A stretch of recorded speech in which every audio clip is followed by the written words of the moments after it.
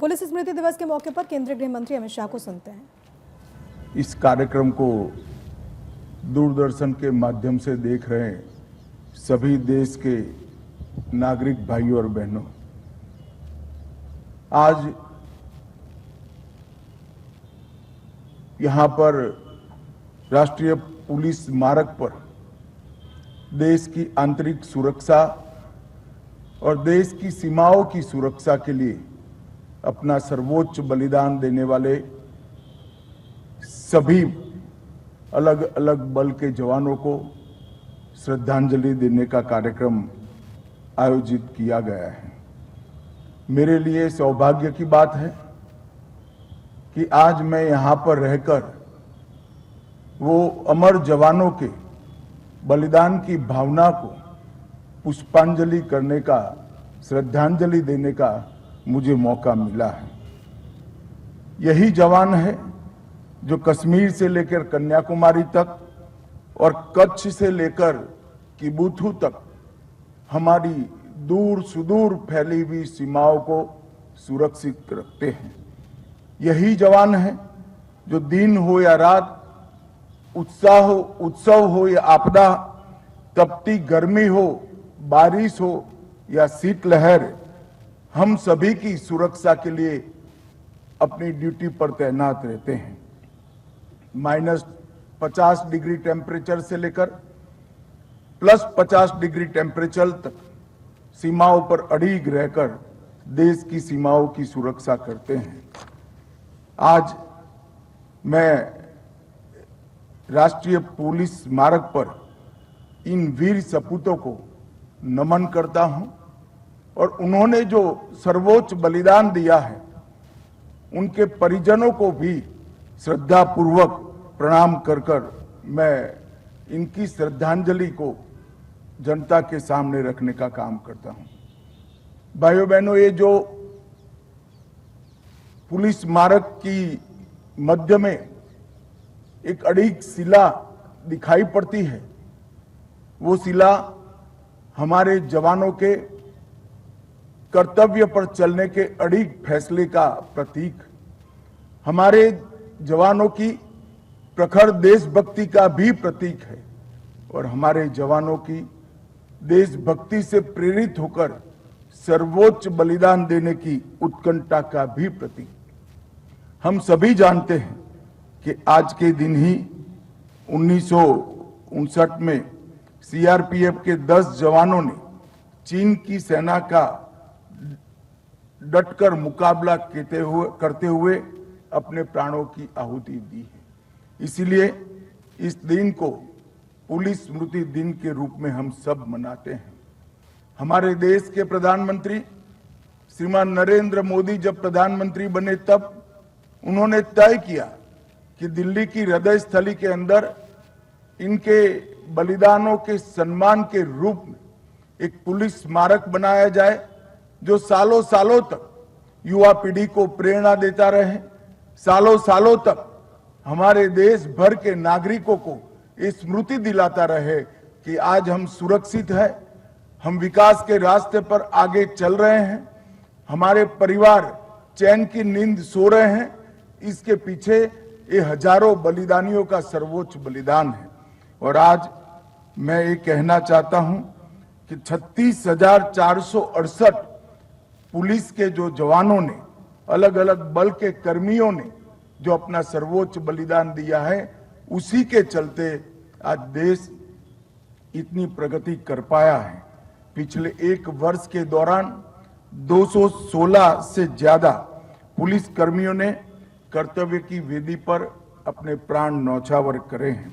हमारा देश इन जवानों का सदैव ऋणी रहेगा। कृतज्ञ राष्ट्र की ओर से ये 216 पुलिस कर्मियों को मैं मनपूर्वक श्रद्धांजलि अर्पित करता हूं और उनके परिजनों को विश्वास दिलाना चाहता हूं कि जिस हेतु के लिए आपके परिवारजन ने सर्वोच्च बलिदान दिया है उसको हम विफल नहीं होने देंगे। कितनी भी दिक्कतें आए, कितनी भी आपदा आए, मगर जो उद्देश्य राष्ट्र की सुरक्षा को है उसको हम नीचे नहीं आने देंगे।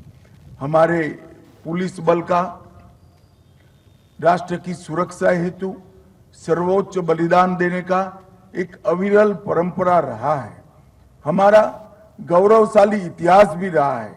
हिमालय की दुर्गम चोटियों से लेकर कच्छ और बाड़मेर जैसे विषम मरुस्थलों तक और विशाल सागरों की निर्भीक होकर रक्षा करने वे जवान ही तो है जो देश को सुरक्षित करते हैं। आज मैं इस कार्यक्रम के माध्यम से देश की जनता को बताना चाहता हूं कि विगत एक दशक के अंदर कश्मीर, वामपंथी उग्रवाद और उत्तर पूर्व के ये तीनों क्षेत्र जो अशांति के लिए सालों से हमारे लिए चिंता का विषय बने थे, ये 10 साल में हमारे जवानों के कर्तव्य के चलते, हमारे जवानों के कर्तव्य परायणता के चलते आज हम उसमें करीब करीब संपूर्ण शांति प्रस्थापित करने में सफल हुए हैं। मगर आज मैं ये भी कहना चाहता हूं कि हमारी लड़ाई समाप्त नहीं हुई। ड्रोन की उभरती हुई चुनौती, नारकोटिक्स का कारोबार, साइबर अपराध, एआई का उपयोग कर अनेक प्रकार की अशांति फैलाने का प्रयोग, धार्मिक भावनाओं को उकसाने के षड्यंत्र, घुसपैठ, अवैध हथियार की तस्करी और आतंकवाद, ये सभी खतरे हमारे सामने चुनौती बनकर खड़े हैं। परंतु मैं आज यहां से देश की जनता को आश्वस्त करना चाहता हूं, खतरे और चुनौतियां कितनी भी बड़ी हो, हमारे जवानों के अडिग प्रण के सामने वो टिक नहीं पाएगी। देश सुरक्षित रहेगा, आगे बढ़ता रहेगा और अपने लक्ष्यों को प्राप्त कर रहेगा। 2047 में भारत पूर्ण विकसित राष्ट्र हो, ये स्वप्न हमारे प्रधानमंत्री जी ने जो देश की जनता के सामने रखा है, इसको सिद्ध करने के लिए हमारे देश भर के पुलिसकर्मी दृढ़ निश्चयित हैं और अपने पथ पर चलने के लिए अडिग निश्चय के साथ खड़े हुए हैं। आज देश का हर एक नागरिक अपनी चार दीवारी के अंदर चैन से सोता है, इसका मूल कारण हमारे जवानों की ये अडिगता है। आज मैं देश की जनता को ये भी बताना चाहता हूं, जो 3 नए कानून हमारी क्रिमिनल जस्टिस सिस्टम के लिए देश की संसद ने पारित किए हैं, ये तीनों कानून आज देश भर के हर राज्य और हर यूटी में इसका क्रियान्वयन चालू हो गया है।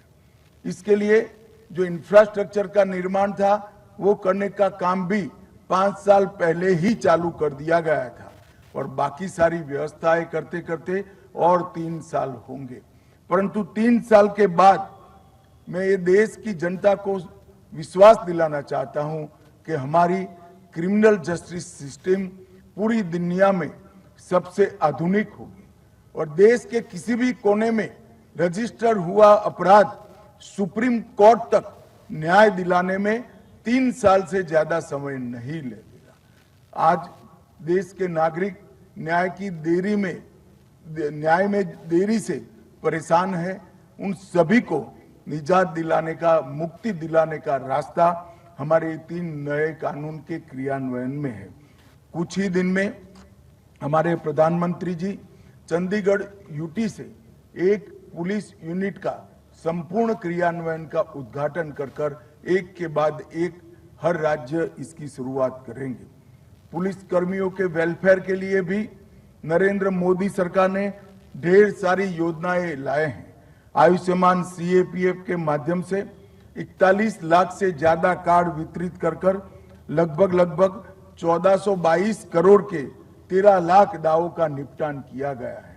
आज हमारे जवान और उनके परिवारजनों को कहीं पर भी अपने स्वास्थ्य के लिए कोई लिखापटी कागज पत्र करे बगैर एक कार्ड के माध्यम से देश भर के सभी आयुष्मान अस्पतालों को उपलब्ध कराया गया है।